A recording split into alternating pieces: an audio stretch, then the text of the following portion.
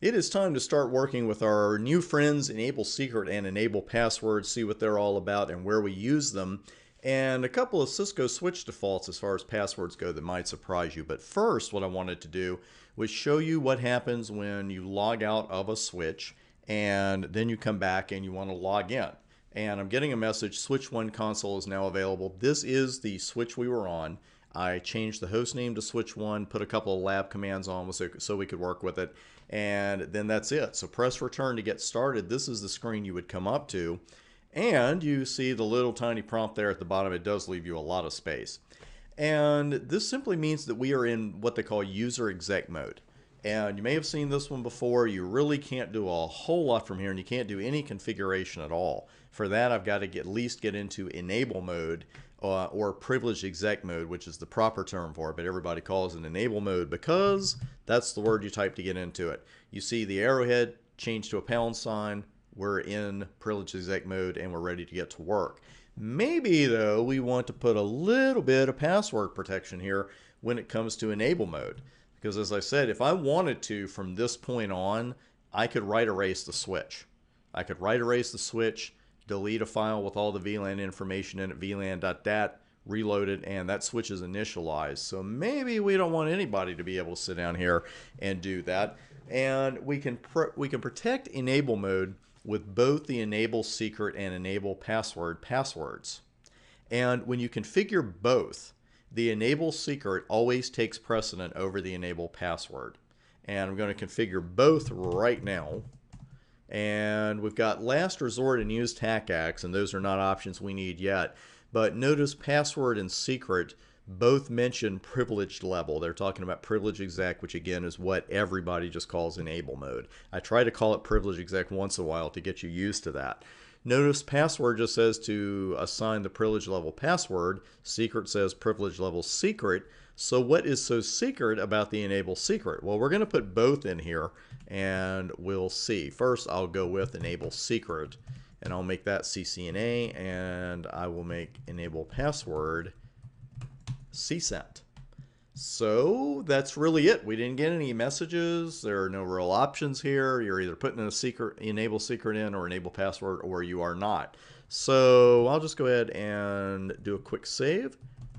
And I'm going to log out. And when you log out again, here's what you come back to. You're going to be sitting down. It's going to say switch 1 console 0. That's what that con 0 indicates. And press return to get started. And there's user exec. So where does the password come in? The password comes in when you enter enable. So I could get into user exec, but I can't get into privilege exec without that enable password. So now, of course, since we do know that the enable secret was CCNA, the enable password was CSENT, if I put in CSENT, it's not going to work. And I get prompted for another password. Let's say I try CSENT again. And I get mad, and I think if I enter it the third time, it'll actually go in correctly. And I just get a message that says, bad secrets. That's a little bit of a hint as to what I'm actually entering, because I expected to say something very generic, but it's saying, hey, you have the wrong enable secret. One thing you also notice is that not only did CSENT not appear when I entered it, nothing appeared. We didn't get a cursor. We didn't get cursor movement since we had no cursor.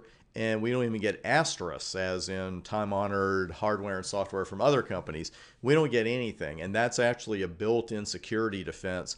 And it really stops people just from looking over your shoulder and seeing your password. And maybe you don't have a lot of people around your server room that shouldn't be in there. I certainly hope not.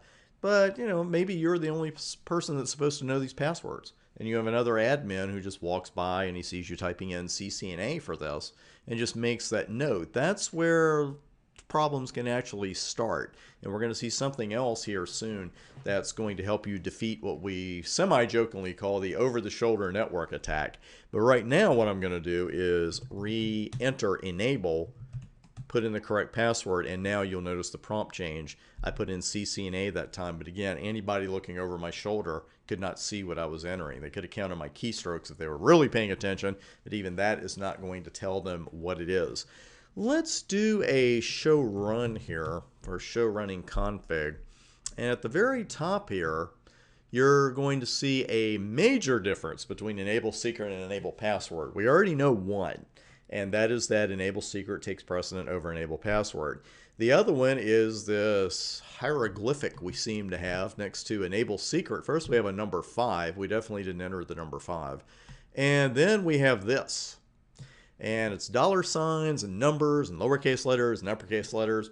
I guarantee you, if you enter that for the enable secret, it will not work, because this is not what we put in, obviously. It is the encrypted version of what we put in.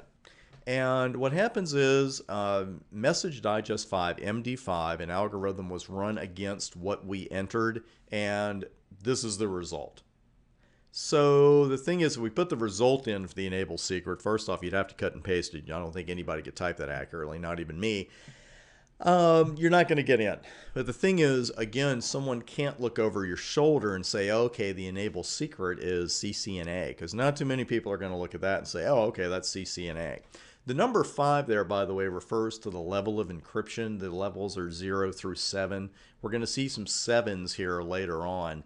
But and 0 would be just a clear text password. The thing is, though, and I'm not telling any tales out of turn or anything, because Cisco will tell you the exact same thing.